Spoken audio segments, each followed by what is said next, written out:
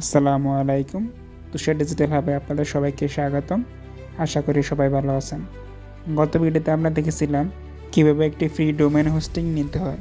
আজকে আমরা দেখব কিভাবে ওই ফ্রি ডোমেন এবং হোস্টিংকে ওয়ার্ডপ্রেসে কানেক্ট করতে হয়। এই জন্য আমাদের প্রথমে গুগল ক্রোমে যেতে হবে। সেখানে সার্চ বারে গিয়ে লিখতে হবে ইনফিনিটি ফ্রি। এই যে নিচে লেখা আছে ইনফিনিটি ফ্রি। সেখান থেকে আমরা ওয়েবসাইটে ক্লিক করব। সেখান থেকে আমরা লগ ইনে যাব। লগ ইন থেকে যে আমরা 3 নম্বর যে ডোমেন হোস্টিংটা আছে ওটাতে ক্লিক করব। তারপর কন্ট্রোল প্যানেলে যাব।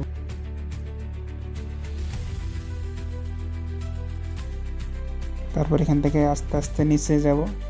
নিচে গিয়ে আমরা সফটওয়্যার কোলাস অ্যাপস ইনস্টলারে ক্লিক করব।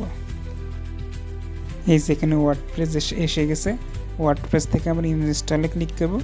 ইনস্টল থেকে কাস্টম ইনস্টলে যাব।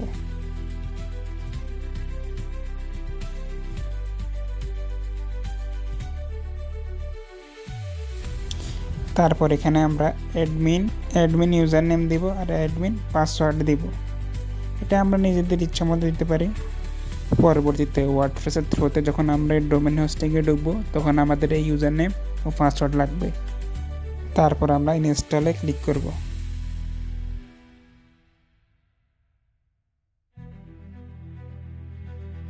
তারপরে এটা চেকিং করবে, আমরা একটু অপেক্ষা করব।